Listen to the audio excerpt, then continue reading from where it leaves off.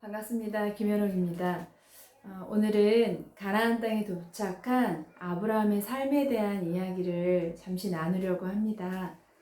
아브라함은 가나안 땅에 잘 도착을 했죠. 그리고 그곳에서 하나님께 감격의 예배도 드립니다.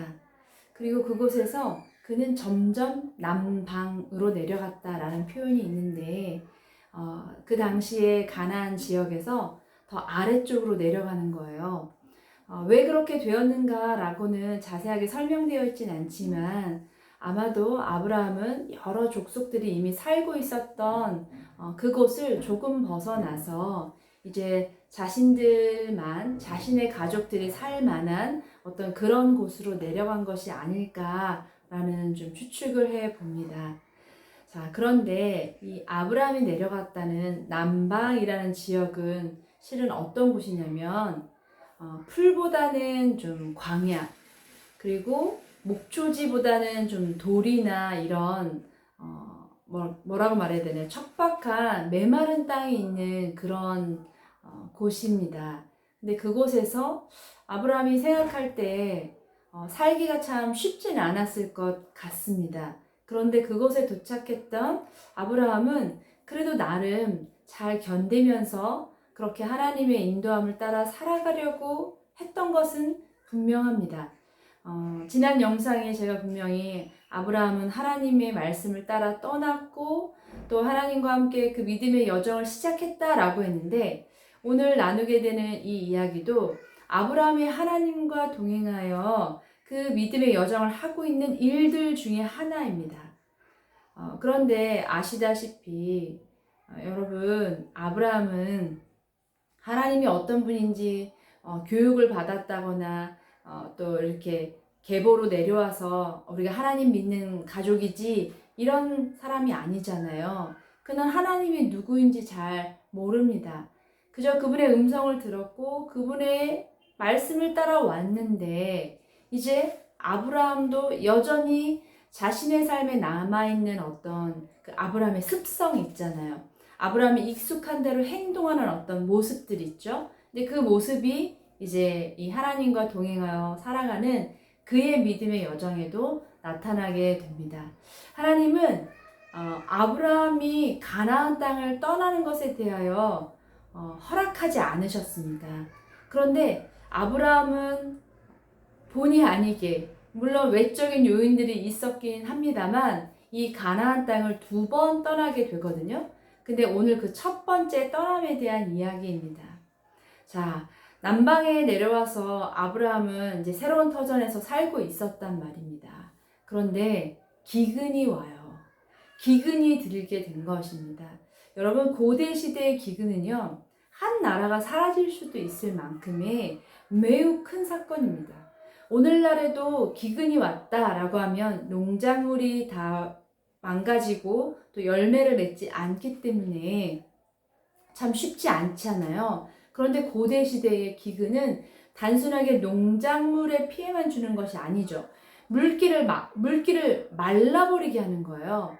그러니 어떻게 되는 겁니까? 당연히 아브라함이 그 메마른 광야 같은 지역에서 살고 있었는데 기근이 오니까 어떻게 한 거예요? 피한 거예요.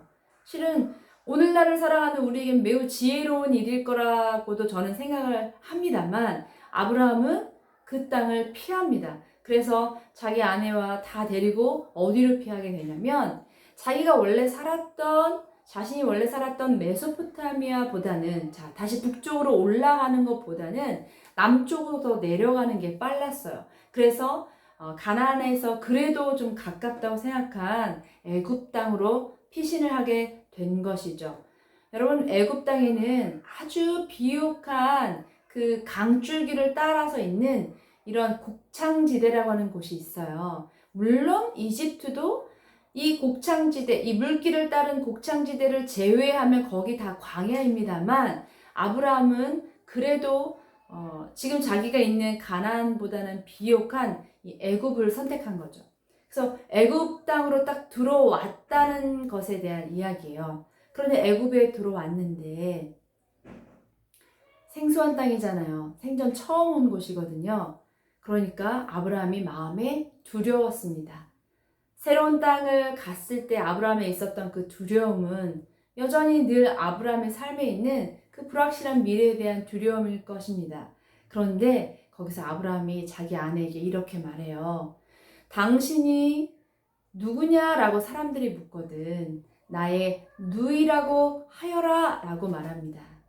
여러분, 아브라함과 사라는 금술이 좋았다고 그랬잖아요. 자녀가 없었는데도 아브라함이 첩을 얻지 않을 정도로 아내 사라를 매우 사랑했다고 했잖아요. 그런데 사라의 나이가 몇인 줄 아십니까?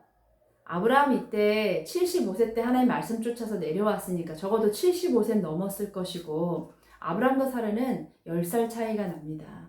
그러면 65세 후 나이라고 할지라도 저 여러분 생각할 때는 할머니시죠. 할머니. 그런데 아브라함이 왜 이 이야기를 안 하겠냐면 당신 너무 아름답기 때문에 사람들이 당신을 빼앗고자 나를 죽일 수 있으니 나의 누이라고 하십시오 이렇게 했다라는 거예요. 그래서 또 사라도 알겠어요. 제가 그렇게 할게요. 이렇게 한 것이죠. 자, 여기까지만 생각해보면 여러분들도 잘 이해가 안 될 거예요. 아니 도대체 할아버지 할머니 두 분이서 이게 무슨 행동인 건가 라는 이런 생각을 해볼 수가 있는데 정말 아브라함이 우려하던 일이 벌어진 거예요. 애굽 땅으로 들어갔는데 들어가서 얼마 못 되어서 이 사라의 외모, 이 아름다운 미모를 보고 어떻게 합니까? 바로 왕이 사라를 데려가요. 그런 일이 있었어요.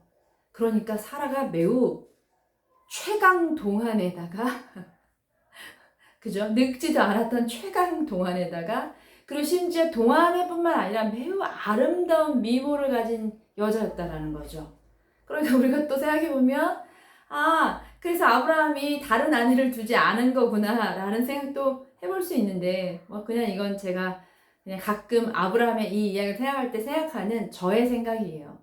좀 재밌기도 하고 또 되게 놀랍기도 한 이야기인데 어찌되었든 그래서 바로가 아내를 데려가 버린 것이죠.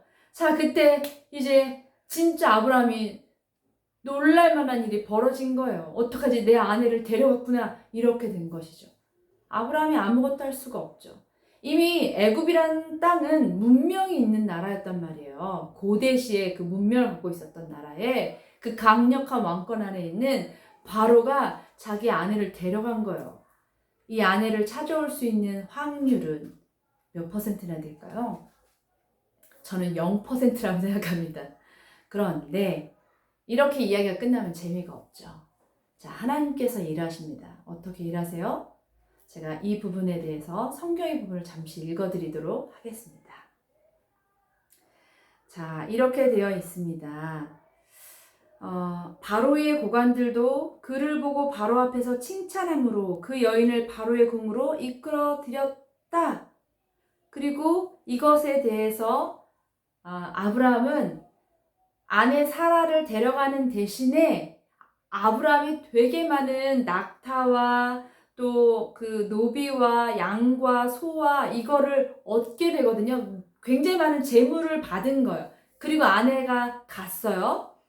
자, 그런데 이 일로 하나님이 어떻게 하십니까? 바로와 그의 집에 큰 재앙을 내립니다.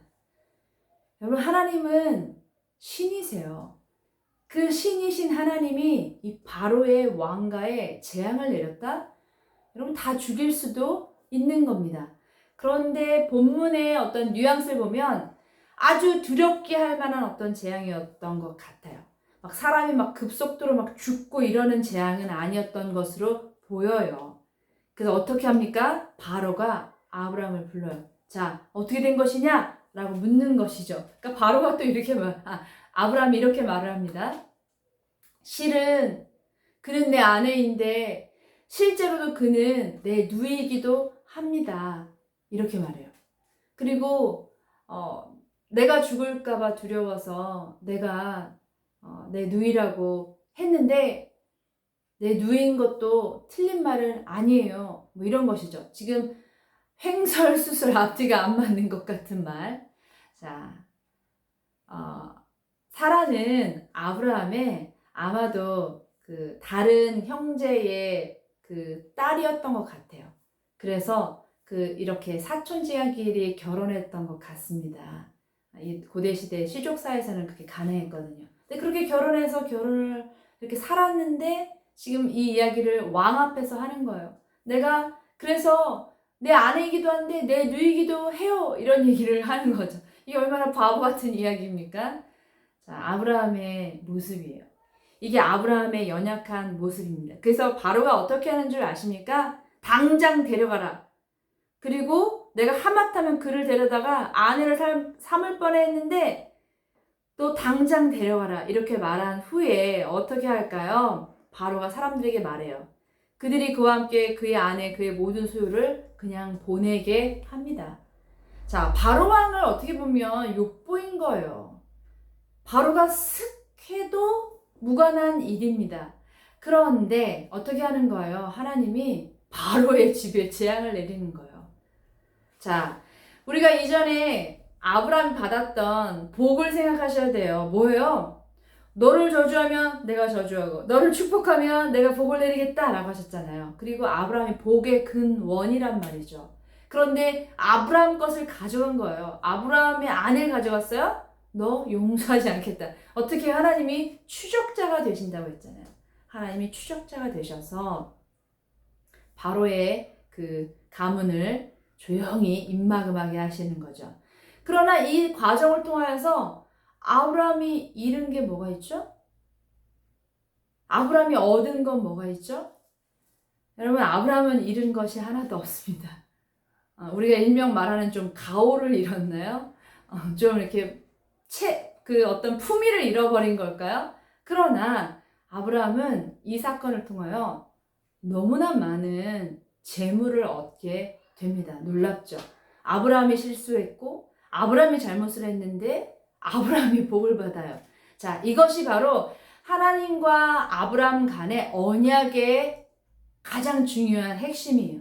하나님은 작정하고 아브라함을 복주기로 하셨고 작정하시고 아브라함을 통하여 하나님의 언약을 이루기로 결정하신 분이십니다. 그리고 오늘날 그 언약이 저와 여러분에게도 동일하다라고 말씀드렸어요. 자, 이제 자신의 아내 앞에 면목 없죠. 아내를 누이라고 속이고 심지어 아내가 이렇게 바로에게 데려갔잖아요. 그런데 또 다시 바로 앞에서 변명 아닌 변명을 아브라함이 하는데 이 모든 과정 속에서도 왜 하나님은 아브라함을 그렇게 지키고 보호하실까? 이런 생각을 좀 해보았으면 좋겠습니다. 이게 아브라함의 연약함이었어요. 하나님은 아브라함이 매우 강건하고 뛰어나서 택하신 게 아닙니다. 그가 연약한 거 아셨어요. 그가 실수하는 거 아셨어요. 그리고 심지어 하나님 믿지 않던 사람인 것도 아셨습니다. 그런데 하나님은 한 가지를 보셨는데 그게 뭐예요? 아브라함이 순종하는가 순종하지 않는가. 내가 너에게 지시할 땅으로 가 라고 할 때 아브라함이 싫어요. 안 가요. 무서워요. 저 여기 얼마나 좋은데요 라고 했습니까? 아니죠. 예, 갈게요. 이게 아브라함입니다. 그런데 그 순종을 잘하는 아브라함이지만 아브라함이 믿음의 조상 아브라함이 되기까지는 조금 시간이 필요해요. 많은 여정이 필요합니다. 오늘 이야기는 아브라함의 실수, 그러나 여전히 아브라함을 복주시는 하나님의 그 은혜, 이런 것들을 보았는데 오늘날을 살아가는 저와 여러분에게는 이것이 어떻게 다가올지 생각해 보았으면 좋겠습니다. 내가 하나님과 언약 관계가 된다면 하나님 나를 복주시는구나. 내가 하나님의 보호를 받는구나. 내가 하나님의 은혜를 얻는구나. 내가 하나님의 그 도움을 받을 수 있구나. 이런 생각하시면 어떨까 싶습니다. 이 이후에 아브라함의 실수는 또 여러 번 나타납니다. 제가 여러분들과 이후의 영상에서 또 이야기를 나누도록 하겠습니다. 오늘 너무나 실수가 많았던 아브라함의 이야기, 그러나 여전히 아브라함을 보호하시고 오히려 그 복을 주시는 하나님 우리가 보았습니다. 여러분의 삶에도 그런 하나님의 돌봄과 보호가 있기를 축복하고요. 오늘 영상은 여기까지 하겠습니다. 이야기 들어주셔서 감사합니다.